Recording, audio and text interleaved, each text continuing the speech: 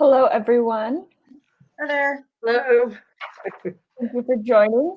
We will now be going into our Women in 3D Printing virtual panel on COVID-19 recovery planning and lessons learned.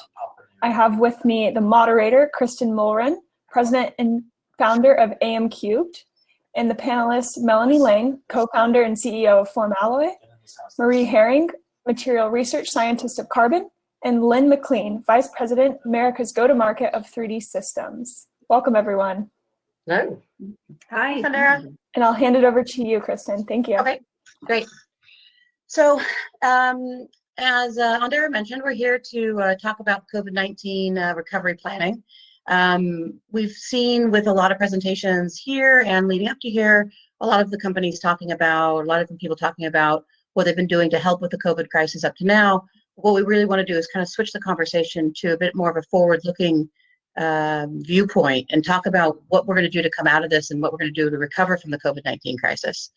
Obviously, a lot of the companies have been doing a lot of great things. 3D Systems has been producing ventilator parts, face shields, face masks, nasal swabs, and then also uploading all of those STL files onto their website, which are there now if you want to see them. And Carbon as well has been doing a lot with face masks and nasal swabs. So these companies and the people who are representing these companies have been contributing quite a bit to this crisis. But to move kind of more to the topic of what the panel is about, I think we'll just start with a little bit of have everyone briefly introduce yourselves and just give a quick brief overview on, from a business standpoint, what are your businesses currently doing to prepare for the recovery stage of this crisis? Lynn, do you want to start?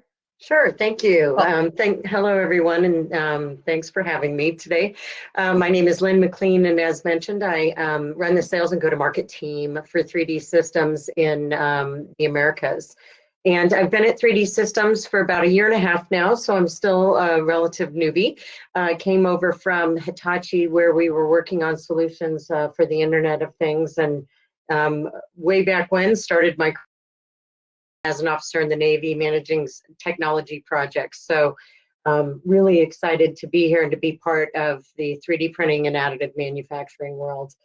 Some of the things that we've been doing, Kristin already mentioned, we tried to rapidly respond to the situation that was unfolding with the COVID pandemic, but there's a fine line that needs to be walked between putting out solutions and looking like you're profiting from it, and really doing the right thing by supporting the industry and the healthcare workers in the hospitals, etc. So we can go into that in a little more detail later, but we've tried to walk that balance the best we could in terms of providing solutions for our partners or our customers by donating parts or donating materials for face masks or shields or swabs, some of those things mentioned, or by donating engineering hours and design work and some of the actual manpower that's required to produce many of these parts rapidly. So those are some of the things that we've been doing so far. We'll talk a little more later about going forward. Great. Melanie, you want to go next? I think someone's already commented, by the way, and I agree, your shirt is awesome. Thank you. I thought it would be appropriate for this venue. So as Kristin said, I'm the co-founder and CEO of Formalloy. We design and manufacture metal deposition systems and equipment. And what we've been trying to do is pivot to meet our customer needs. So there's customers that were planning on bringing in one of our systems, for example, and that's been delayed for obvious reasons. And so we've been taking on more of an R&D and services mode than we thought that we would. That's one of the things that we're doing on a more personal level. We've realized that this pandemic comes with an emotional pathogen as well. And it's hit some of our employees, pretty hard, and probably many people. And so we've had to be just kind of sensitive to our employee needs and making sure that they're staying really engaged and not feeling, isolated when they go from, a busy travel schedule and being in the office to having to work from home and be isolated. So that's taken more of a toll than I would have thought on a more personal side. We've also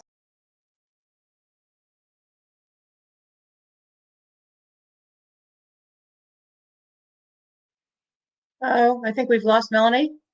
Oh, All right. How about Marie? I think we'll come back to Melanie. Marie, do you want to go ahead? Sure. So I'm Marie Herring. I'm a senior scientist at Carbon. I've been there for about 3 years, and I have about 10 years of experience in developing novel polymers for various industries. I think that in terms of our particular response, we've tried to respond pretty quickly. Obviously, California was some of the first to really get cases, so it really hit close to home as soon as kind of the entire pandemic started. So we really started really thinking about face shields and nasopharyngeal swabs starting in about mid-March, trying to figure out how to make them. We definitely, for a lot of the things, especially, more sensitive things like ventilator parts, that's been something that I think has been really important and in a lot of the consciousnesses of everybody. But as with everything related to medical, you have to be really. I've particularly been leading the team that's been working on printing nasopharyngeal swabs and developing that process. And it's just been amazing to see everybody come together. Everybody really has a very philanthropic spirit, as Lynn, said. Everybody's trying to be very collaborative, share ideas, and really give back to the community what they need, and something that is safe and effective and everything that we need to do. mm-hmm. Thank you. I think what we'll do is we'll just continue on until Melanie's able to join us. Fortunately, there's 3 of you, so we have 2 left at least. So one of the things that, especially, but it's actually especially pertinent to you two. We've had a lot of. Oh, Melanie, you're back. Hi, sorry about that. I've had impeccable connection all day. Would you like to finish your thought from before we carry on? Sure. I think it cut out right when I was saying, and I wanted to say this because it's a shout out to our employees and how awesome they are. But some of them were volunteering. One of our suppliers was manufacturing PPE, which we're not specifically, it's just not a great fit for our process for some of the PPE that's being made. But one of our suppliers was making, and some of our employees were donating their time actually doing the assembly for it. So that's a great way that we're staying involved and keeping the employees involved and helping fight this emotional pathogen that goes with the physical one. Yeah, I think that's a big part of what we're going to, moving forward, talking about in terms of what your business is doing to prepare everybody for the recovery, is keeping everyone's spirits up and keeping everyone kind of keeping it very inspirational. I think that's carried us a long way so far and going forward even further. Which actually does lead kind of into the next question I wanted to ask, and then we'll start going into the Q&A. So if you haven't already, go ahead and put your questions in the Q&A section, and feel free to upvote ones that you find more interesting than others. But before we get to that, one of the things that I've been asked a lot and has come up a lot in the presentations that I've seen and given and the panels and everything is, it's a bit of a touchy subject, to be honest, but we've had so much exposure as an industry, as a community, in 3D printing in the last several weeks, couple months, with all of the work that we've been doing in terms of providing this PPE for the healthcare industry.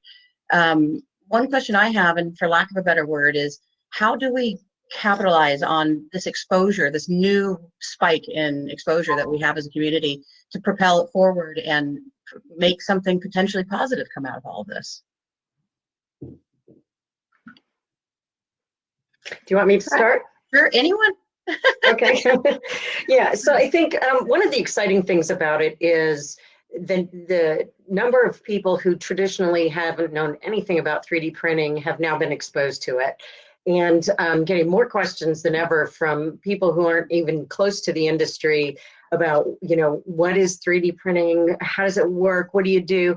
And the whole concept of rapid response and being able, we've always known rapid manufacturing, and we can move quickly for prototyping and design verification and other, facets of the additive manufacturing process. But now you've got nurses and doctors and volunteers of all walks of life, kind of seeing this industry help support a solution that needed to move quickly, and it needed that rapid response. And so I think that's one of the exciting things, is I think we're going to see a broader interest from our current customers as well as brand new customers that maybe hadn't considered 3D printing for their industries or their world in the past. So that's just kind of high level. I'd love to hear what some of the others think.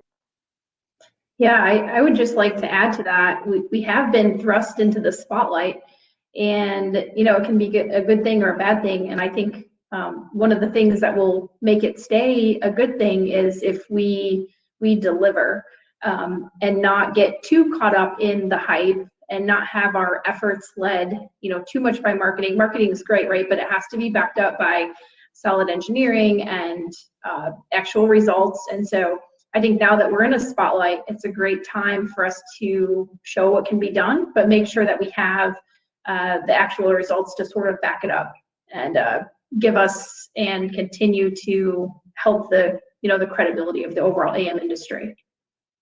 I think that's such a really powerful thing to say, Melanie, because I mean, we all, I think, are aware of what happened in the previous hype cycle when everything got hyped up so much and then people were so disappointed. And it's taken us many years to overcome what happened the previous time that we got thrust into the spotlight, as you say.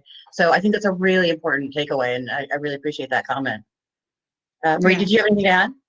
Yeah, I think that a lot of it is, there are people, as Lynn said, who have never held 3D printed parts, who now have, hundreds in their hands or something like that, that they can really see some of the quality that people have been able to deliver across all these multiple platforms. And maybe they had or people who have held 3D printed parts and they haven't really realized how good they could be. And I think that dissemination is really important. I think the critical part is to really make them into long-standing business connections, like make them more than just kind of a hype cycle, make it into something that people trust. And I think that all feeds back into, with kind of global supply chains breaking down and issues in various countries, it's been really important to have that local manufacture, and 3D printing is really the way to deliver that. So I'm going to go over to Q&A, and I'm actually going to go a little bit out of order here in terms of what's been upvoted, because I think it's a nice follow-on to what you just said. There was a question we've seen that 3D printing has been a great solution for mitigating supply chain risk and blockages. How do you think that the supply chain management upstream and downstream will be permanently affected going forward? I can start on that one. I think that it's completely disrupted. I think that the entire global supply chain has changed, and we really have global supply chain. I can mostly speak to nasopharyngeal swabs, since that's what I've been talking about all the time recently. But relying on 2 different companies in the world, located in Italy and in the U.S., to supply the entire world with these nasopharyngeal swabs, we really see the breakdown of that very quickly. So I think people will be thinking for both. I think that things will kind of bifurcate in an interesting way. People will be looking for more local solutions for manufacturing, but they'll also be much more amenable to remote work. And I think that the main thing that this pandemic has taught everybody is that it is possible to remain very communicative and very open and very connected via all of the tools that we have, video chat and email and everything else like that. So I think the ideas will spread more generally, but people will be looking for a lot more local manufacture than they have maybe in previous times. Anything to add from the others? No need to. We got other questions to move on to. One of the most interesting, one of the highest upvoted questions now has been, what industries do you think have been hardest hit by the pandemic, and how can 3D printing support them in the time of recovery, coming out of it, rather than dealing with kind of this really need-based, urgent need? And start. I honestly can't think of any industry that hasn't been impacted in one way or another. You look at the travel industry, all of the service industries, from restaurants to barbershops to, so many things that require human interaction. And I think that's back to Marie's point. We're going to learn to do whatever we can more remotely, whether it's pick up dinner, order it online and pick it up at the door.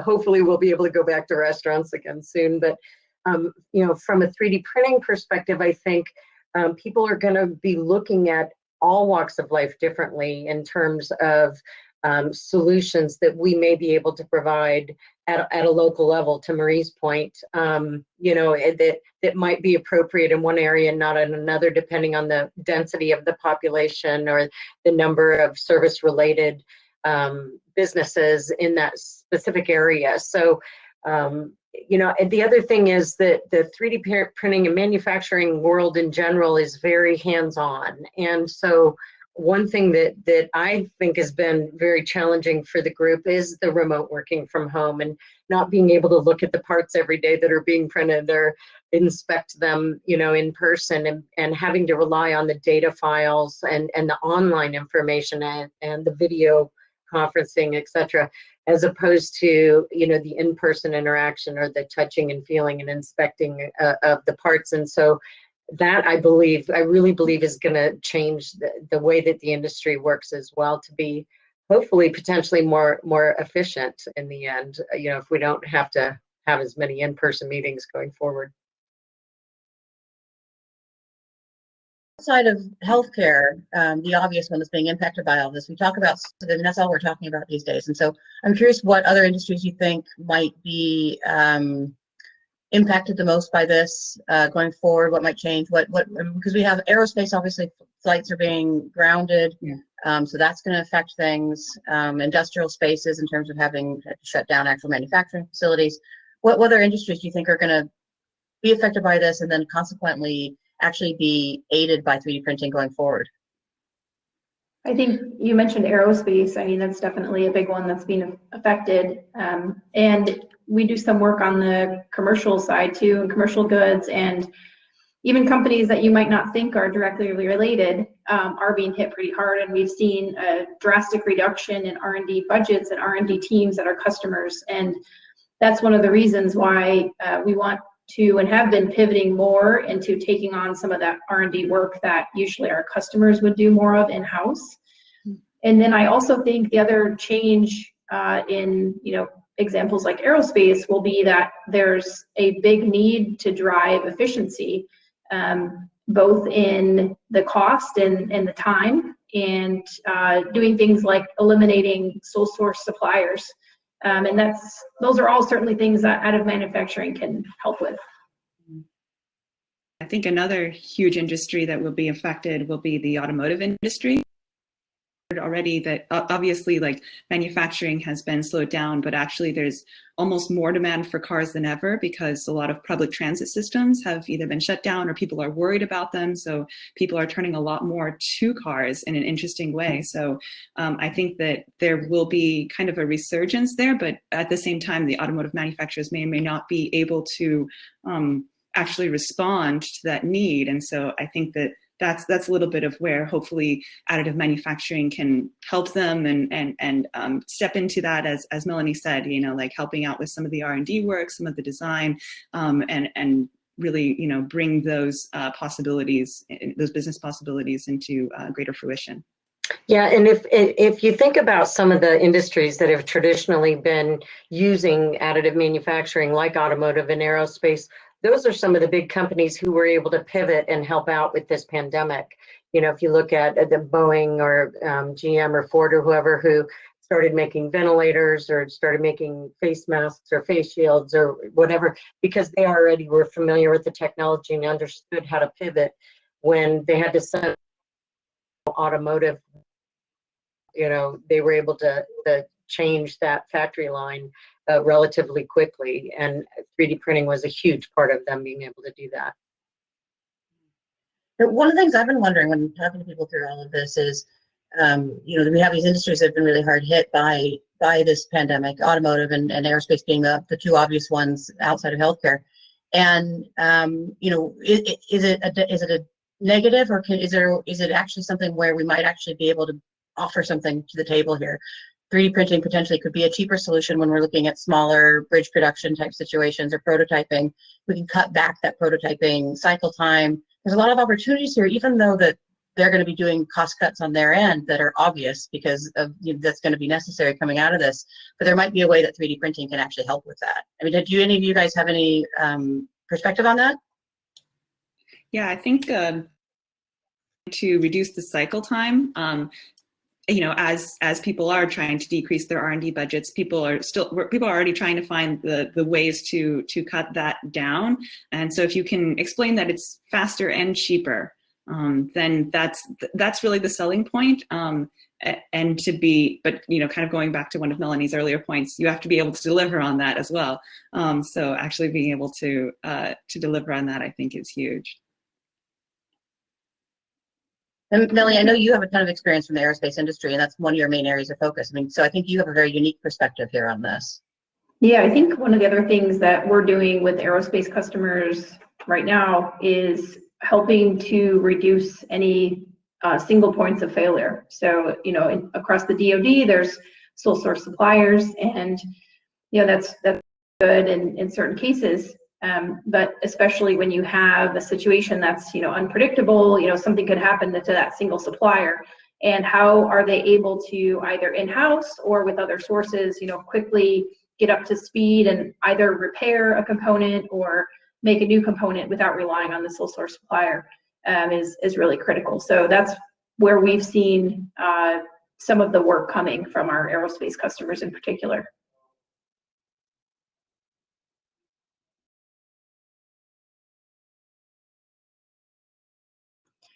Oh, turn your mic on, Kristin. So in the interest of getting us a little bit back onto schedule, we're going to end this one a little bit early so that then at 6 o'clock Pacific time, 9 o'clock Eastern time, things will be back on how the schedule works. But I wanted to, before we wrapped up, we have one last question that I think it'd be nice if all of you could just give a little bit of your insight on. And it's emerging from the crisis. How do you expect how we do business in general to change? Yeah, I think certainly pivoting some of our strategy and what we had planned is certainly going to change. I think that we're going to have to be more sensitive to customers' budgets because most likely they will be cut, at least in the near term, if not midterm, and even long term for certain industries. And so we are pivoting our strategy and taking on more of the R&D portion in-house. And we're also looking at how we can reduce costs for the capital equipment for customers that still want to bring equipment in-house, but don't have as big a budgets as they had previously.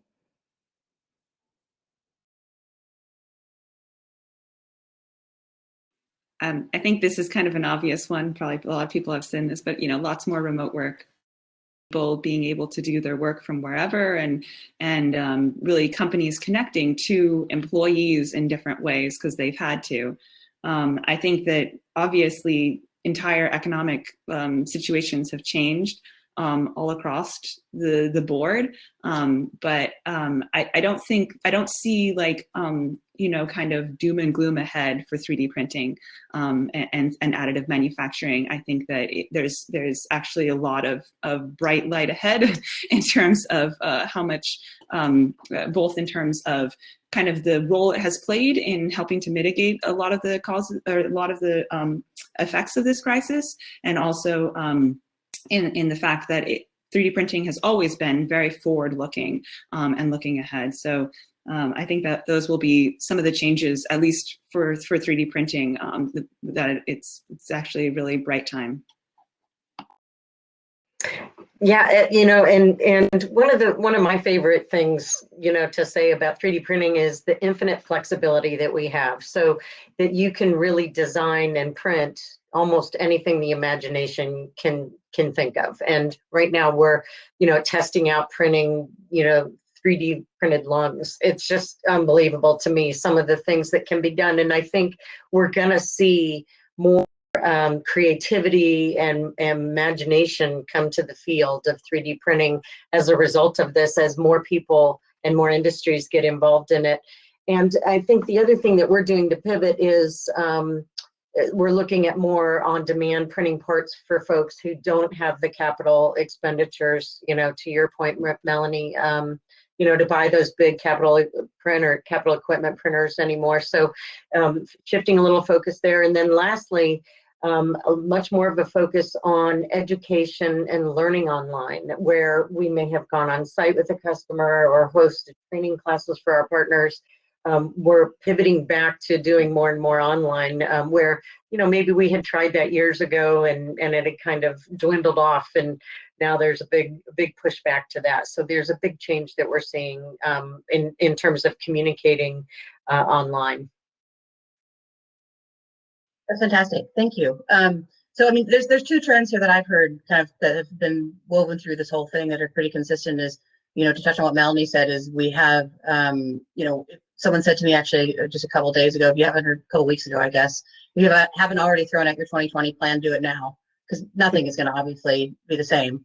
And I think one thing that Maria touched on is, working from home. And I think that just kind of encompasses, everything in general. We have to start getting a bit more creative. We have to start accepting that the not normal is the new normal. And I think there's a lot of really exciting things that can come out of this. So I think I really appreciate you guys taking the time to do this today. I think we had some really good insights. I believe now what we're going to do is we're going to go back to the networking session for the next 15 minutes. So I'm going to be around. I assume you guys are around. I don't know if you have any other questions. Seek us out. You can do it through the chat function over here on the right-hand side. You can do individual chats if you want to figure out where any given person is. And we'll see you out on the event floor, I guess, so to speak. Thank you, Thanks, Kristin. Thank you. Kristin, thanks for Take care, hosting. everyone.